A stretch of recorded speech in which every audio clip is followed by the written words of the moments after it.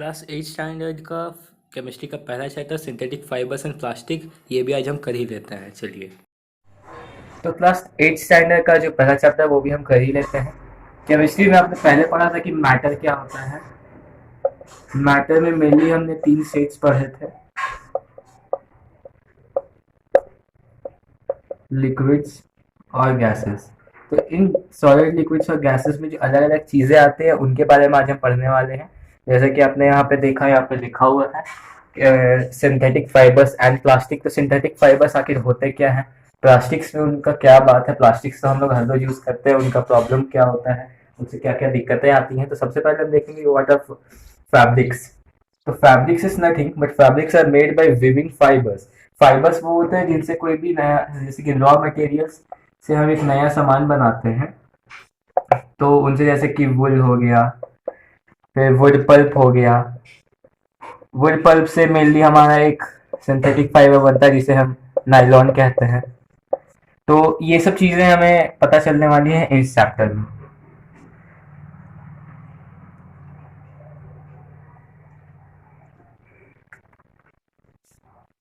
तो synthetic fibres जो ये चीज है, ये भी तो किसी चीजें से बनती होंगी। तो ये जिस चीजों से बनती है उन्हें हम मोनोमर्स कहते हैं,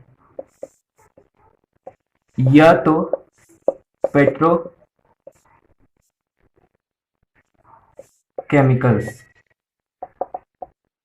ये एक टाइप के केमिकल्स होते हैं जिन्हें हम यूज करते हैं सिंथेटिक फाइबर्स बनाने में। या फिर इनका यूज ये होता है कि ये जो सिंथेटिक फाइबर्स हैं ये मेनली आर्टिफिशियली बनते हैं। आर्टिफिशियली बनते हैं, इसका मतलब इनके फायदे भी और नुकसान भी है। मेनली ये जो आर्टिफिशियल फाइबर्स है, जब हम इन्हें पहनते हैं या फिर अगर ये कोई कपड़े हैं और इन्हें किसी ने पहना हुआ है, तो अगर वो हीट के कांटेक्ट में आता है तो ये तुरंत जलने लगता है और ये स्टिक हो सकते हैं हमारे बॉडी से। तो ये हमारे लिए बहुत हानिकारक है। लेकिन अगर हम लोग दूसरे हैंड पे देखें और सेकेंड हैंड, अगर हम आर्टिफिशियल फाइबर्स के बारे में जानते हैं तो हमें ये पता है कि वो पेड़ को काट के नहीं बन रहे हैं, ना ही किसी और जैसे कि कोई एनिमल को मार के नहीं बन रहे हैं। इससे मतलब हमारा एनवायरमेंट भी अच्छा रह रहा है।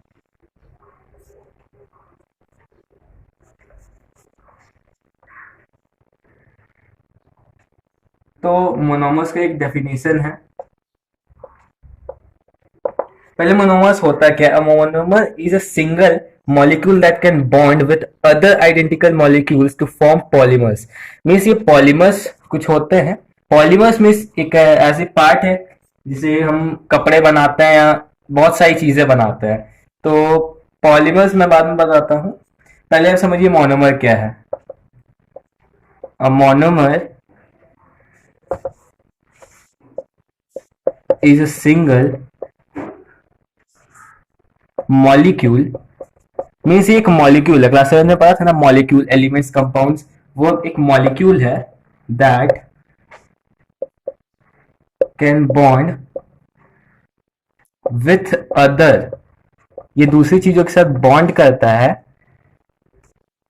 और वो भी एक आइडेंटिकल मॉलिक्यूल ही होता है, लेकिन वो हम लोग आइडेंटिफाई कर चुके होते हैं, मतलब ऐसे मॉलिक्यूल जो हमें पता है,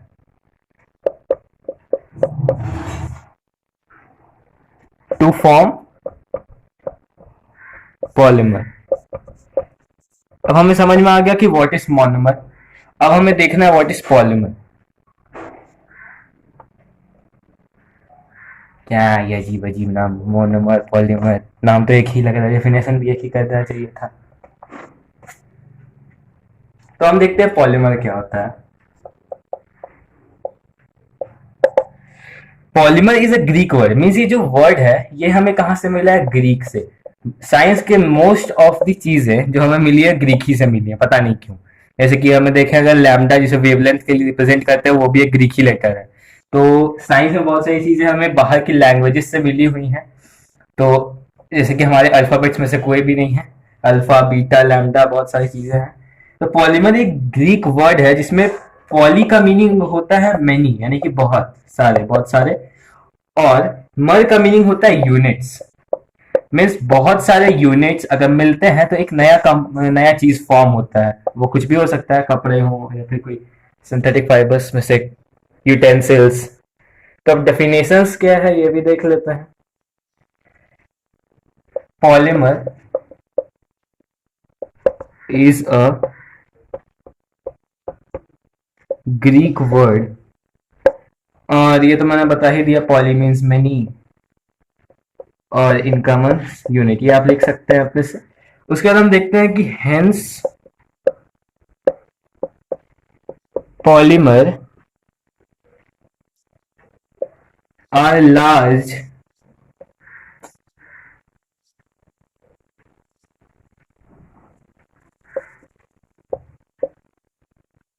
molecules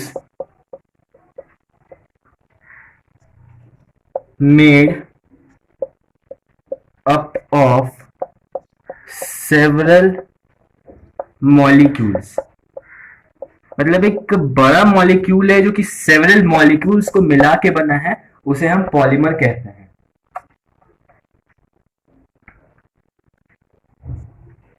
तो हम आगे थोड़ा सा बढ़ते हैं और देखते हैं कि इनके यूजेस क्या हैं और क्या क्या टाइप्स हैं। मेनली टाइप्स तो नहीं है लेकिन एग्जांपल्स हैं थोड़े बहुत।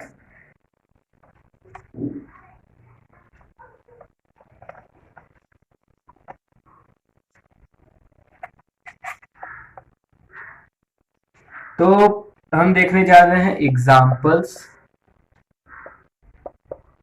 Of polymer. तो जितने भी सिंथेटिक फाइबर्स आपने देखे होंगे, सिंथेटिक फाइबर से होता क्या, ये तो समझ में आ गया, यानी कि नेचुरली ऑकरिंग नहीं है बल्कि हमारे इंसानों के द्वारा बनाया हुआ चीजें हैं सिंथेटिक फाइबर्स। तो अगर हम एग्जांपल्स में देखें तो हमारे पास दो चीजें बहुत सारी हैं लेकिन मैं बता रहा हूं। जनरली रेयन, नायलॉन पॉलीमर्स हैं, ठीक है। और ये जो नायलॉन है ये इतना स्ट्रांग है, मतलब अगर ये एक थ्रेड है, बस एक पतला सा थ्रेड है, लेकिन इसमें जो स्ट्रेंथ है वो हमारे Fe यानी कि आयरन से भी बहुत ज्यादा है। इसे हम पैरासूट्स में यूज करते हैं, रॉक क्लाइंबिंग में यूज करते हैं। इससे मतलब आपको पता चल ही रहा होगा कि इसमें इसका हार्डनेस कितना होगा, स्ट्रांग कितना है ये।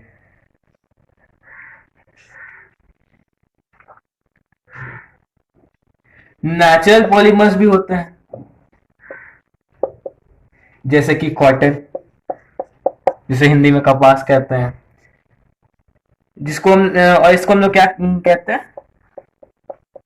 सेल्यूलोज। ओके, थोड़ा सा बायोलॉजिकल टर्म है। अब देखते हैं सेल्यूलोज क्या चीज से बनता है और है क्या आखिर।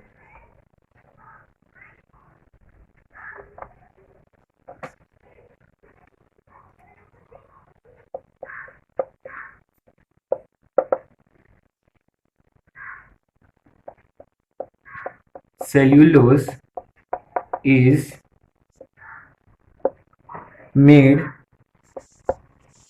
up of a number of single units, main term single units, जिसे हम क्या कहते हैं, मोनोमर्स कॉल्ड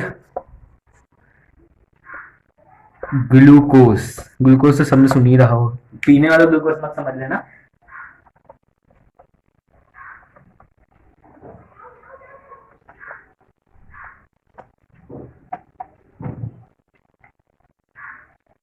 अभी आपको एक चीज दिखाता हूँ, ये कॉटन फाइबर आखिर होता क्या चीज है। ये थोड़ा सा 11th स्टैंडर्ड का चीज है, इसीलिए थोड़ा ध्यान से इसको, अगर समझ में ना आए तो कमेंट बॉक्स में पूछ लेने का।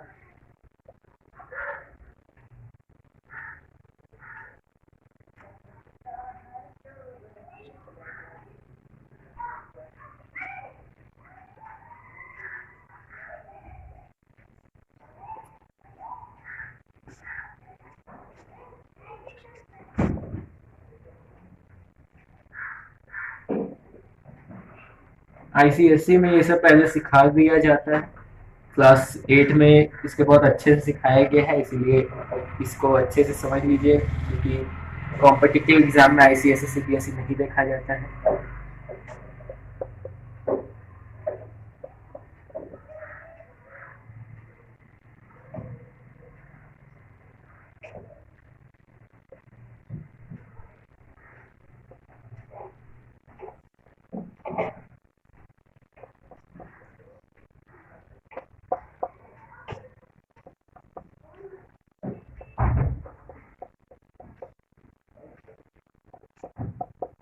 तो सबसे पहले यहाँ पे देखिए, यहाँ पे C2OH है, यानी कि इससे पहले ही पता चल गया कि हमारे पास कपास यानी कॉटन है। फिर यहाँ पे आप देख सकते हैं कि इसके स्ट्रक्चर में क्या दिख रहा है, हमें HO दिख रहा है, OH दिख रहा है। अलग अलग चीजें नहीं है, लेकिन बात एक ही है इसमें, इसलिए आप इसको इक्वल भी दे सकते हैं। फिर यहाँ पे ऑक्सीजन है, यहाँ पे भी ऑक्सीजन, यहाँ पे भी ऑक्सीजन है। आपको OH फिर से देखने मिलेगा, यहाँ पे भी OH देखने मिलेगा, यहाँ पे भी, यहाँ पे भी और यहाँ पे भी। HO सिर्फ एक तरफ रहेगा, इसलिए क्योंकि HO एक अपोजिट डायरेक्शन में जा रहा है, क्योंकि इसमें ग्लूकोज का कॉन्सेंट्रेशन ज्यादा हो सकता है, इसीलिए हम इसे देखते हैं। उसके बाद हमारे पास बहुत सारी अलग अलग चीजें हैं जो कि हमें सिंथेटिक फाइबर्स को समझने में थोड़ा सा दिक्कत ला सकती हैं, लेकिन उतनी भी दिक्कत नहीं है। अब हम देखेंगे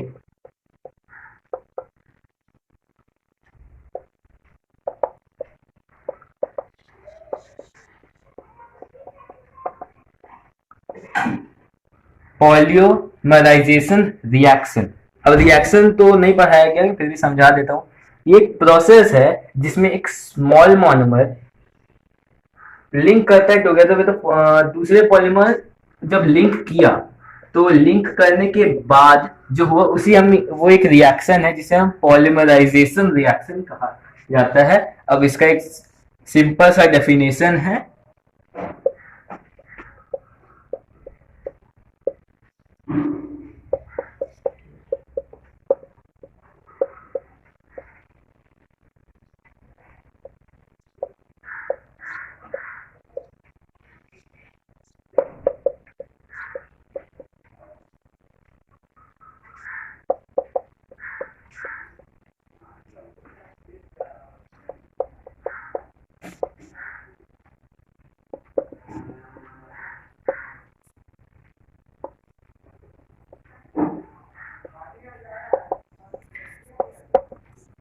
तो पॉलीमराइजेशन क्या होता है, एक प्रोसेस होता है जो कि लिंकिंग होता है। ये एक मोनोमर है, ये एक मोनोमर है, ये दोनों के बीच में एक बॉन्ड बना, बॉन्ड बनने के बाद एक पॉलीमर फॉर्म हुआ, उसी को हम ये कहते हैं पॉलीमराइजेशन रिएक्शन। अब हम पढ़ने वाले हैं कि जो हमने पता चला था कि रेयॉन हो गया, नायलॉन हो गया, उसके अलावा बहुत सारे अलग अलग जो नाम हमने देखे थे उनके बारे में हम पढ़ेंगे। मेनली एनसीईआरटी में यही सब है। तो सबसे पहले हम देखते हैं रेयॉन क्या होता है। Rayon is a vertebral fiber and can imitate the feel and texture of silk, wool, cotton। मतलब समझ लीजिए कि ये आर्टिफिशियल सिल्क, कॉटन या अलग अलग नेचुरल फाइबर्स के ही तरह है, लेकिन आर्टिफिशियली मेड।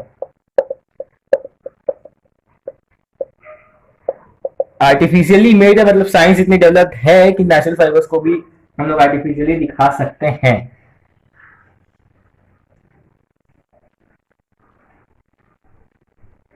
अब रेयॉन को हम लोग आर्टिफिशियल फाइबर क्यों कहते हैं, सबसे अच्छा क्वेश्चन है। कमेंट बॉक्स में भी आप आंसर दे सकते हैं, नहीं फिर मैं बता दूं। Rayon reassemble silk in appearance, texture and shine, hence it is also known as artificial silk. ये आर्टिफिशियल सिल्क बस इसलिए नहीं कहा जाता क्योंकि इसे मैनमेड बनाया जाता है। ऐसा भी तो हो सकता है कोई झूठ बोल रहा हो कि मैनमेड बनाया है, हो भी तो सकता है ऐसा। Silk fibre was discovered in China, जिसकी वजह से पूरा दुनिया खतरा में है, लेकिन सबसे पहले यही हमें समझा गया था साइंस में। तो ये समझ लीजिए कि चाइना में सिल्क वॉर्म से सिल्क बनाना स्टार्ट हुआ था, है ना। और बनता किससे था, सिल्क वॉर्म से। It is a beautiful texture and very high cost. मतलब कि टेक्सचर जो था वो तो बहुत अच्छा था ही, पर अगर हम देखें तो कॉस्ट भी काफी ज्यादा था। तो by the end of 19th century, 19th century के एंड तक, मतलब एंड के समय में, एक scientist manage to make artificial silk. Means silk तो था पर आर्टिफिशियल, और एक साइंटिस्ट ने उसे बनाया। मतलब कैसे बनाया ये तो हम बाद में देखेंगे, लेकिन आर्टिफिशियल सिल्क बनाया made by trading wood pulp. अब देखिए कैसे बना, वुड पल्प से ये बना, वुड पल्प मतलब नेचुरली ही चीज से बना, लेकिन आर्टिफिशियली बनने का क्या मतलब, कोई इंसान इसे बनाया है। तो ये एक मतलब नेचुरल चीज से हमने एक सिल्क बना दिया, आर्टिफिशियल सिल्क। बहुत बड़ी अचीवमेंट थी ये उस समय की। आज हम बहुत सारे कपड़े पहनते हैं वो इसी से बने रहते हैं, रेयॉन से।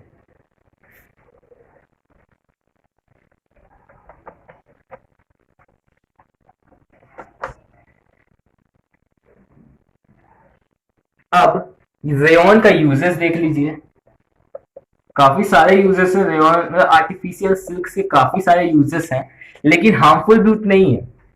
अब अगर हम देखें तो इसका यूज होता है मेक सूट्स, स्लैक्स, जैकेट्स, यानी कि अपने जैकेट्स पहने होंगे, जैकेट्स में ड्राइंग उतनी अच्छी नहीं है, लेकिन जैकेट्स पहने होंगे, सॉक्स पहने होंगे और बहुत सारे अलग अलग चीजें पहनी होंगी, यानी कि क्लोथ्स।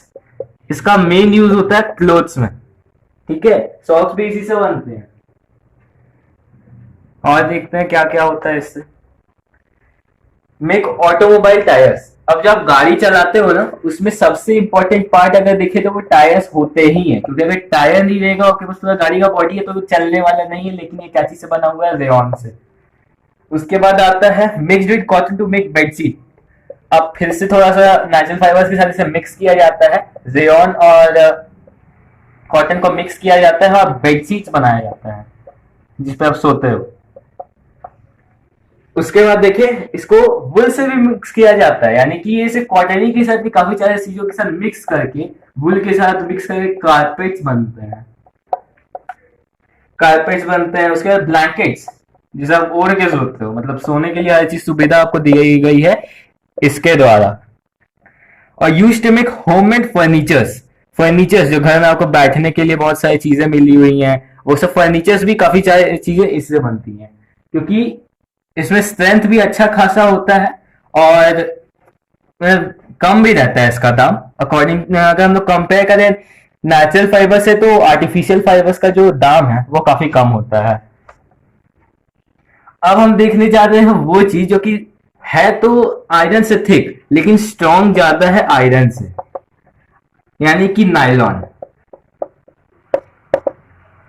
अब नायलॉन जो है वो पहला सिंथेटिक फाइबर था, यानी कि कहा तो जाए इसे फर्स्ट सिंथेटिक फाइबर। मतलब हर चीज में फर्स्ट है। To be prepared without using any natural raw material, मतलब ये चीज अच्छी है कि कोई भी नेचुरल मटेरियल इसमें यूज नहीं हुआ है। इसे यूज मतलब कोई एनिमल प्रोड्यूस या प्लांट प्रोड्यूस इसमें यूज नहीं किया गया है इसे बनाने में, ठीक है। अब हम इसका यूजेस देख लेते हैं। बहुत अच्छे यूजेस में आता ही है ऑब्वियसली, जैसे कि बताया ही था पहले सूट्स में। स्ट्रेंथ बहुत अच्छी है, तो देख लीजिए, आप खुद ही देख लीजिए क्या क्या में आते होंगे इसका।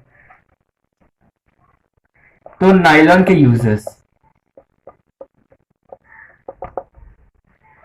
तो making ropes for rock climbing. अगर आप एक बड़ा सा पहाड़ देखें तो ये तो टेंट लग रहा है, फिर समझ लीजिए कि ये माउंटेन है।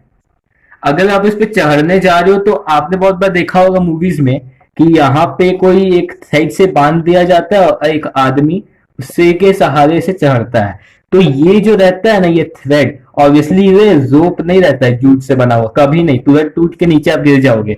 ये क्या चीज से बनता है, नायलॉन से, क्योंकि उसका स्ट्रेंथ बहुत अच्छा होता है।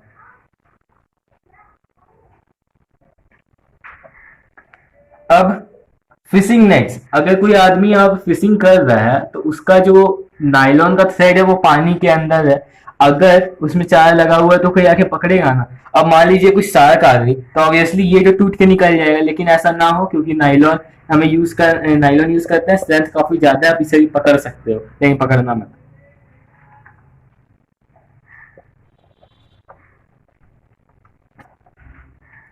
अब मेकिंग टेंट्स, अब टेंट्स भी आ ही गए, टेंट्स में फिर से टेंट्स बना ही देते हैं। तो टेंट्स में कैसे यूज होते हैं, टेंट्स में अगर एक बार बहुत ज्यादा हवा आ रही है तो ऑब्वियसली ये उड़ जाएगा, है ना। लेकिन नाइलॉन का स्ट्रेंथ बहुत ज्यादा है, तो इसे टेंट्स बनाने में भी यूज कर दिया जाता है और इसे कपड़े वो उनसे बनते हैं और ये काफी स्ट्रांग होता है।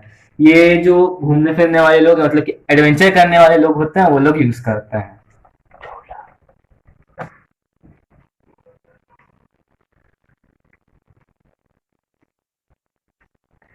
एक नायलॉन जो है ना, वो एक थर्मोप्लास्टिक है। छोड़िए, थर्मोप्लास्टिक बाद में समझाएंगे, क्योंकि थर्मोप्लास्टिक कभी समझे नहीं। ऐसा समझ लीजिए प्लास्टिक भी दो टाइप्स के होते हैं। सबसे पहले तो ये, अब हम लोग आते हैं नायलॉन को छोड़ के एक ऐसी चीज पे जिस पे ये पूरा चैप्टर ही आधारित है। इसे भी हटा ही देते हैं, दिक्कत हो जाएगा नहीं तो। छोटा सा बोल है,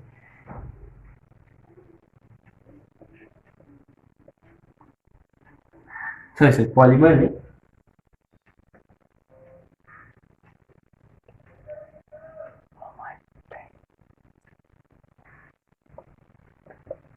पॉलिस्टर। अब पॉलिस्टर जो होता है ये बहुत इंपॉर्टेंट होता है। मैं आपको फोटो एक दे दूंगा, उसमें आप देख सकते हैं कि ये होता क्या है। पॉलिस्टर एक डायग्राम है, इसे बनाना बहुत मेरे लिए मुश्किल है, लेकिन समझ लीजिए होता क्या है। Polyester fibres does not wrinkle easily, यानी कि आपने अगर पॉलिस्टर के कपड़े पहने हुए हैं तो वो जल्दी से मतलब खराब नहीं होता है, ठीक है। ये लगना जल्दी नहीं होगा। और दूसरी बात ये है कि अगर ये वेट भी हो गए ना, पानी गिर गई इसमें, तो अगर ये आप सुखा देते हो तो ये जल्दी से सूख जाता है। मीन्स इसके फायदे बहुत हैं, लेकिन अगर फायदे से कभी नुकसान को देखा जाए तो कम नुकसान बहुत ज्यादा नुकसान कर जाते हैं। Polyester is made up of two words. अब पॉलिस्टर जो है वो भी टू ही वर्ड से बना हुआ है, पॉली और स्टर। Obviously polyester. पॉली का मीन फिर से मैनी, ये तो आपको हटा ही गया होगा। अब स्टर का मीनिंग होता है केमिकल, मीन्स केमिकल। केमिस्ट्री पढ़ना ऑब्वियसली केमिकल तो घुसने ही वाला है। इन दोनों का मिक्सिंग होता है बहुत सारे केमिकल्स का, तो क्या बनता है, पॉलिस्टर बनता है। अब हम देखते हैं ईस्टर्स। एक ईस्टर्स वर्ड आया, क्या है ये esters? A chemically given fruits their smell. Ester जो चीज होती है, जैसे कि आप सेब अगर खा रहे हो, ड्राइंग बहुत बेकार हो गई, ऐसा लगता है ड्राइंग का प्रैक्टिस करना पड़ेगा। अगर आप सेब खा रहे हो ना, तो ईस्टर्स इसमें प्रेजेंट होते तभी आपको इसका स्मेल आता है। कोई भी फ्रूट हो, आप बनाना खाओ या फिर पाइनएप्पल खाओ या कोई भी फ्रूट खाओ, उसका जो स्मेल है वो इसी चीज की वजह से आएगा। अगर ये प्रेजेंट नहीं है तो आपको उस फ्रूट का स्मेल नहीं आने वाला है। अब देखते हैं आगे क्या है हमारे पास।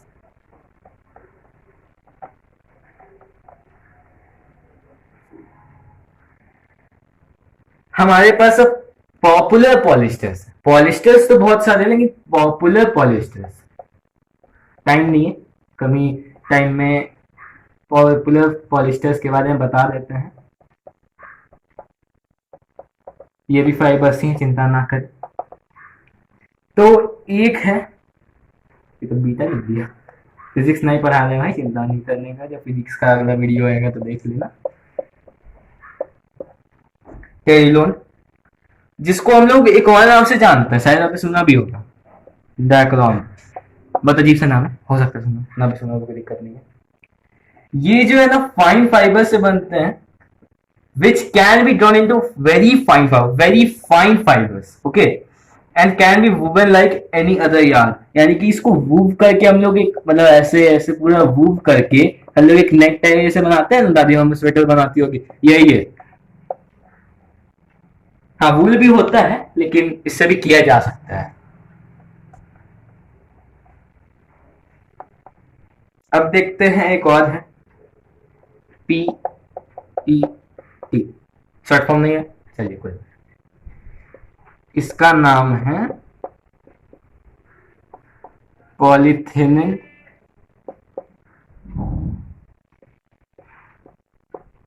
टेरिफ्लेट। बहुत अजीब सा नाम है, केमिस्ट्री में कोई पसंद नहीं है। ये यूज होता है वायर्स बनाने में, means good conductor of electricity. बहुत कम ही सुनने मिलता है क्योंकि एक synthetic fibre good conductor of electricity है। फिल्म्स, अब वो मूवी मत समझ लियो, फिल्म्स रील ब्लैक कलर का होता है। बॉटल्स और यूटेंसिल्स, सबसे इंपॉर्टेंट जो घर में क्या यूज होता है, यूटेंसिल्स। हर दुनिया की सबसे इंपॉर्टेंट चीज यूटेंसिल्स, और बहुत सारे अदर प्रोडक्ट्स। अब आगे बढ़ के देखते हैं बेंडेड पार्टिकल्स के बारे में। बेंडेड फाइबर्स, क्या है ये बेंडेड फाइबर्स? नाम सुन के तो लग रहा है बेंड कर गया होगा कोई फाइबर, उसी का नाम रख दिया होंगे बेंडेड फाइबर्स, हो भी सकता है। चलिए देखते हैं। Blended fibres are formed by mixing natural and synthetic fibres. Blend किया नहीं, natural fibres plus synthetic fibres equals to blended fibres, रख लो कुछ भी हो जाए। तो इसमें सबसे important polyester is often use, polyester जो भी हम लोग पढ़ा, पॉलिस्टर यूज होता है इसे बनाने में। मीन्स हमारे पास सिंथेटिक फाइबर्स तो आ गया, वाई लिख दिया, गलती हो गया। पॉलिस्टर से बनते हैं, अब सिर्फ पॉलिस्टर से ही नहीं बनते हैं, ये भी आता है, दोनों आते हैं नेचुरल फाइबर। पॉली अब देखते हैं एग्जांपल हमारे पास क्या क्या है भाई इसके। हमारे पास पहला है पॉली वुल, लगता है कि पूरा का पूरा छाप दिया है। Natural fibres is made by mixing polyester and wool, polyester plus wool is equal to polywool, नाम से पता चल ही जाएगा। पॉलीकॉट, सिंपल सा बात है, पॉलिस्टर प्लस कॉटन, पॉलीकॉट। और भी कुछ है, होगा ही, टेरिकॉट। अब इससे थोड़ा उभर के आते हैं, हमारे पास एक और था, याद आएगा शायद आपको, टेरिकोट हम कैसे बनाते हैं। हमारे पास पहले आता है टेरिलिन, बताया था मैंने, प्लस कॉटन, क्या बनता है, टेरिकॉट बनता है। जरा टाइम नहीं बचा है, आगे बढ़ते हैं।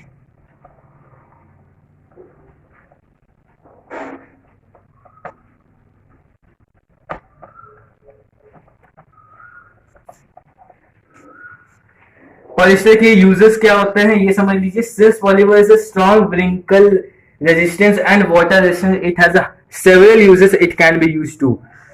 पॉलिस्टर के बहुत सारे यूजेस हैं। पहला, making varieties of textiles including saris, India का सबसे फेमस चीज साड़ीज, पहला। कर्टन्स, ड्रेसेस, ड्रेसेस भी तो और सबसे इंपॉर्टेंट है, ये क्या बना दिया।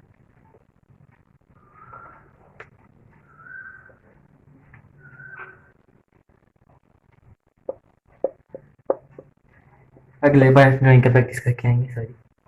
ड्रेसेस और ड्रेस मटेरियल्स, मतलब ड्रेस के मटेरियल्स यानी कि बहुत सारे जो कपड़े के ये होते हैं उसके फाइबर्स के बहुत सारे लंबी लंबी thread types.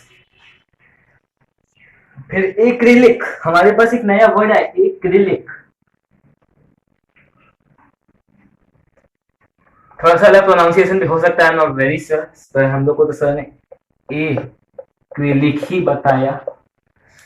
Acrylic is strong light weight and warm synthetic fibre, यानी कि ये बहुत ही ज्यादा स्ट्रॉन्ग है, strong, weight is very low, weightless, light weight, और वार्म यानी कि टेम्परेचर, आपको इसको पहनना है तो ठंडे के दिन में पहने, ऐसे गर्मी के दिन में ना पहने। It is also available in a number of colors and it is more durable and affordable than natural. Natural wool का जो दाम है अगर हम देखें तो वो थोड़ा सा अच्छा खासा कॉस्ट है, लेकिन अगर हम लोग बात करें एक्रिलिक की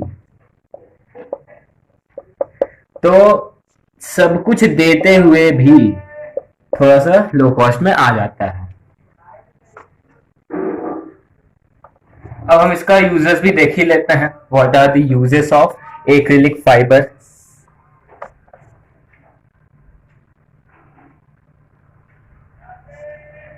acrylic fibre are used in mimic wool. अब मिमिक वुल जो होता है वो कैसे बनता है, एक्रिलिक से बनता है, ठीक है। इसके अलावे हमारे पास और भी अलग अलग वूवन चीजें होती हैं जो कि किससे बनती है, एक्रिलिक से, जैसे कि हैट है ना, और स्कार्फ्स, स्वेटर्स, ये सब चीजें बनती हैं एक्रिलिक से। अब हम देखते हैं water plastics. Plastics is a polymer which can be moulded into different shapes. पर कभी मत समझना कि हमेशा ऐसा होगा। प्लास्टिक्स भी जो होते हैं वो दो टाइप्स के होते हैं, थर्मोप्लास्टिक और एक थर्मो सेटिंग प्लास्टिक्स। ठीक है, ये जो थर्मोप्लास्टिक्स है they can be moulded into different shape size which are used in making toys, plastic bags etcetera. Okay, और ये जो थर्मोसेटिंग प्लास्टिक्स है ना, ये बहुत इंपॉर्टेंट है क्योंकि ये हमारे घर में ये जो स्विचेस होते हैं ना, स्विचेस ऑन ऑफ करने के लिए, वो किससे बने रहते हैं? थर्मोसेटिंग प्लास्टिक से।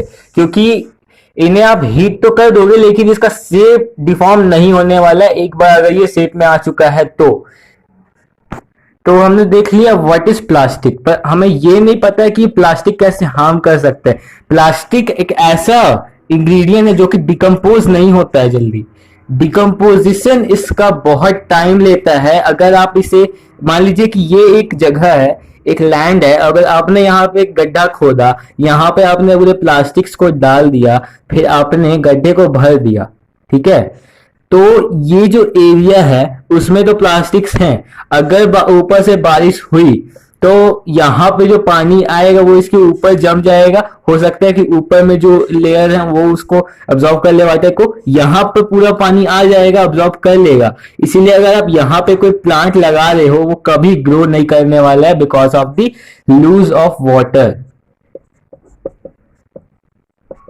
ये हमेशा याद रखना कि प्लास्टिक्स कभी नहीं गाड़ना चाहिए, इन्वायरमेंट फ्रेंडली नहीं है ये काम। और प्लास्टिक से क्या हो सकता है, अगर हमने वहां पे उसे गाड़ भी दिया, हमने बहुत टाइम तक छोड़ दिया, तो ऑब्वियसली कल्टीवेशन पे बहुत ज्यादा इफेक्ट पड़ेगा। हो सकता है कि कल्टीवेशन के चक्कर में अगर आप कोई प्लांट लगाते भी हो तो उन प्लास्टिक्स के चक्कर में वो ग्रो नहीं करेगा और इससे हमारे O2 यानी कि ऑक्सीजन हमें मिलना रिड्यूस हो जाएगा। और अगर ऐसा होता है तो अर्थ पे जो लाइफ है वो भी कम हो जाएगी। सो plastic is not environment friendly, ठीक है। और एक और बात, अगर आप पूछ रहे हो कि अगर इसे जला दिया जाए तो क्या होगा, अगर आप प्लास्टिक को जलाते हो तो उससे हार्मफुल गैसेस प्रोड्यूस होने लगेंगे जो कि हमारे इस इन्वायरमेंट में जाके मिक्स हो जाएंगे। और अगर हम उससे रेस्पिरेशन करेंगे तो ऑब्वियसली हमें बहुत सारे डिजीजेस होंगे और डिजीजेस के चक्कर में हमारी लाइफ में पॉपुलेशन में डिक्रीजिंग आने लगेगी, यानी कि सीधे भाषा में कहूँ तो हमारे डेथ होने लगेगी। और ये इसी वजह से इन्वायरमेंटल फ्रेंडली नहीं है, तो प्लास्टिक का रिड्यूस कम होना चाहिए। तो अब हम ये देखते हैं कि इसे रिड्यूस कैसे। तो अब हम देख रहे हैं फाइबर सिस्टम क्या होता है। फाइबर सिस्टम एक सिस्टम है जिससे हम रिड्यूस कर सकते हैं प्लास्टिक के यूजेस को। सिर्फ प्लास्टिक ही नहीं, हम एनवायरनमेंट को कैसे सेव करेंगे इस चीज को। तो समझिए रिसाइकल क्या है। रिसाइकल में सबसे पहले हमें देखना रहता है कि कोई भी चीज अगर आप यूज कर चुके हो तो उसे फेंकना नहीं है, आप उसे रिसाइकल बॉक्स में डालो, वो फैक्ट्री में जाके फिर से कुछ बनेगा। फिर रीयूज कीजिए। आप अगर आपके पास कोई सामान है उसे थ्रो मत कीजिए, आप उसे फिर से यूज कीजिए अगर यूज किया जा सकता है तो। Repurpose, if we are not using something, alter और change to use it in different way. इसमें आपको ये करना है कि अगर आप कोई चीज को सामान को यूज नहीं कर रहे हो तो आपको उसे किसी और चीज से एक्सचेंज कर लो और उस चीज को यूज में लाओ। रिड्यूस यानी कि सबसे कम यूज करो प्लास्टिक का हमारे डेली लाइफ में। और रिफ्यूज सबको पता है, उन चीजों को खरीदो मत जो कि आपके काम के नहीं है। तो हमारे प्रीमियम लिस्टिंग में सबसे पहले हाँ आपको प्रीमियम लिस्टिंग का नाम बताएंगे। Congrats to the winner of premium listing and she will get all the materials.